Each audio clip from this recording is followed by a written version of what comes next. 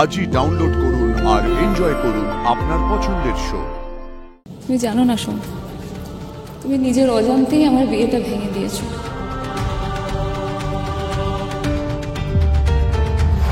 কি চাও তুমি? কি চাও তুমি বাবা? আশীর্বাদ, আশীর্বাদ দিতে চাই। রায়বাড়ির মেয়ে বাড়ি থেকে পালিয়ে অন্যের বিয়ের মণ্ডপে এসে বাপ মায়ের আশীর্বাদ ছাড়া বিয়ে করবে হয়? পরের মাসের বিয়ের যে প্রথম দিন, সেই লগ্নে তোমার আমি বিয়ে দিই। মানে এই বিয়েটা তুমি মেনে নিচ্ছ? মানিনি, প্রথমে আমি মানিনি, আমার রাগ হয়েছিল, কলা টিপে মেটে। তারপরে একজন জীবনে প্রথমবারের মতো বললো সে আমার কাছে কিছু চায়, বিয়ে করবে, পালিয়ে গিয়ে বিয়ে করবে। ওদের কেটে আমি নদীর জলে ভাসায় দেবো। না রায় সাহেব, না, আপনি এত বড় ক্ষতি করবেন না, দয়া করুন রায় সাহেব, এরকম আপনি কিছু করবেন না। তুই কতই বলার কে? হ্যাঁ, এই রায় পরিবারের সম্মান রক্ষার জন্য পার্থ সারথী রায় সব পারে, নিজের মেয়েরাও বলে দিতে পারে। রায় সাহেব, এত বড় ক্ষতি করবেন না আপনি রায় সাহেব, দয়া করুন, কিছু করবেন না। আয় পড়ছে, দয়া করুন, এরকম কেন করছেন? দুটো মানুষের জীবন নষ্ট হয়ে যাবে, দুটো মানুষের স্বপ্ন ভেঙে চুরমার হয়ে যাবে রায় সাহেব। আর পার্বতীকে তো আপনি তুলে মুড়িয়ে বড় করেছেন, এক কোণে ধুলো করে যেন লাগতে দেননি। তার এত বড় সর্বনাশ কেন করবেন রায় সাহেব? এরকম করবেন না। ও আমার আমি যা চাইবো আমি তাই করবো রে, আমি তাই করবো। সেটাই তো বলছি রায় সাহেব, সেটাই তো বলছি।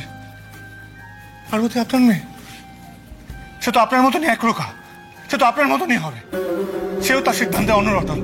আচ্ছা আপনি একটা কথা বলুন তো, বুকে হাত রেখে, আপনি যদি সত্যি ওদেরকে নদীর জলে কেটে ভাসিয়ে দেন তাহলে আপনার ভালো লাগবে তো? আপনি জানতে পারবেন রায় সাহেব, দয়া করুন রায় সাহেব, রায় সাহেব আমার কথাটা শুনুন। কোথায় হচ্ছে বিয়েটা? বলবো, সব বলবো, তবে তার আগে আপনি কথা দিন, আপনি কতদিন ওদের কোনো ক্ষতি করবেন না, ওদেরকে আশীর্বাদ দেবেন, ওদের এই বিয়েটা হতে দেবেন, আপনি নিজে দাঁড়িয়ে থেকে বিয়েটা দেবেন রায় সাহেব, কোনো ক্ষতি করবেন না। কথা দিচ্ছেন তো রায় সাহেব? আমি তো জীবনে আপনার কাছে কোনোদিন কোনো কিচ্ছু চাইনি, সে ছোট থেকে যা যা বলেছেন তাই করেছি, এখনো করে যাচ্ছি। আজ প্রথমবার চাইছি রায় সাহেব, আপনি এটা মেনে নিন, আপনি ওদের কোনো ক্ষতি করবেন না। আচ্ছা শুনতে পাচ্ছেন আমার কথা? বুঝতে পারছেন তো? সে ঠিকই বলেছে, সে ভুল কিছু বলেনি, সে চোখে আঙুল দিয়ে আমারে সত্যিটা দেখায় দিয়েছে।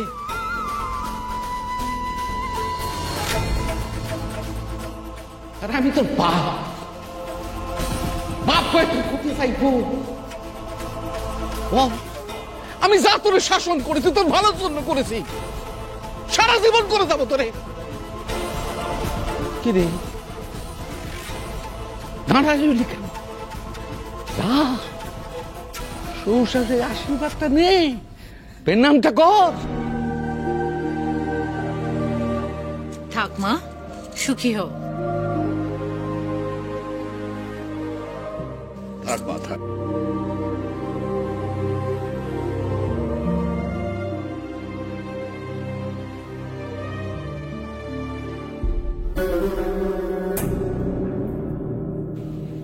সুখে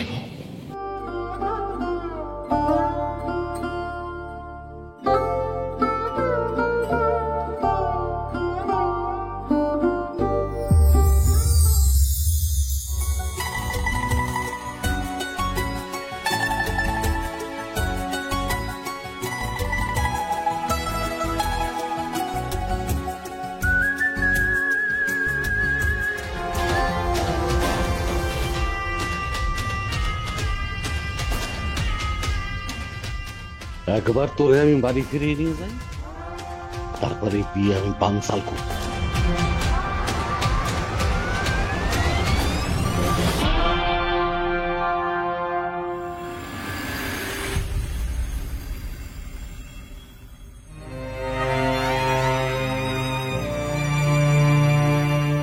এই দেখো পারো, তুমি এইখানে আর আমি চারিদিকে খুঁজে বেড়াচ্ছি।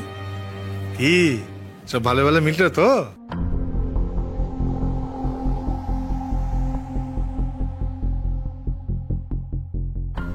কি হলো পার্বতী, যা হলো তা তুমি খুশি নও? কেন করলে সোম? আমার সাথে এরকম কেন করলে তুমি? তোমার ভালো চাই বলে। তাই জন্য তুমি ভুবনপুরে গিয়ে বাবাকে বলে দিলে যে আমি বিয়ে করছি। আচ্ছা আচ্ছা, আমি তো তোমাকে সব থেকে ভালো বন্ধু ভেবেছিলাম, তাই তোমার কাছে সাহায্য চেয়েছি। তাও তুমি আমার সাথে এরকম করলে। আর পারো, আমি যে চেয়েছিলাম রায় সাহেব যাতে তোমার এই বিয়েতে সম্মতি দেন। আমার তো কারোর সম্মতির প্রয়োজন ছিল না, আমার আর সিদ্ধার্থ সম্মতি তো ছিল, সেটাই আমার জন্য যথেষ্ট। না পারো, না না, সেটা যথেষ্ট নয়। আচ্ছা তোমার কি মনে হয় বিয়ে শুধুমাত্র দুটো মানুষের মধ্যে হয়?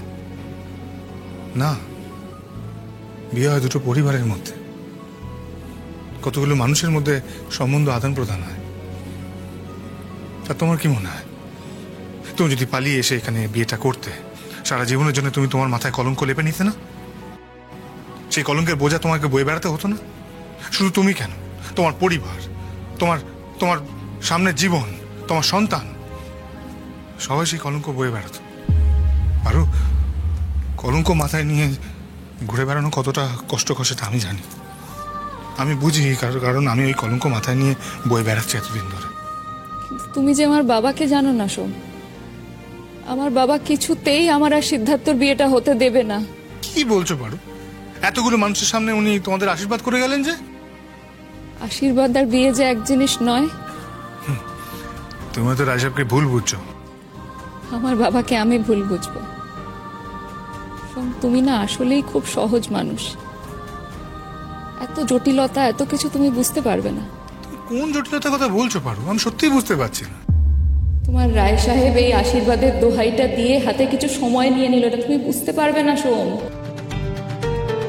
পার্বতী, রায় সাহেব আমায় নিজে কথা দিয়েছেন, আমার সাথে কথা হয়েছে রায় সাহেব অঙ্গীকার করেছেন যে এই বিয়েটা দেবেন।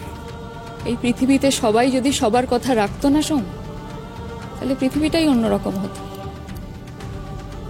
তুমি জানো না সোম, তুমি নিজের অজান্তেই আমার বিয়েটা ভেঙে দিয়েছো।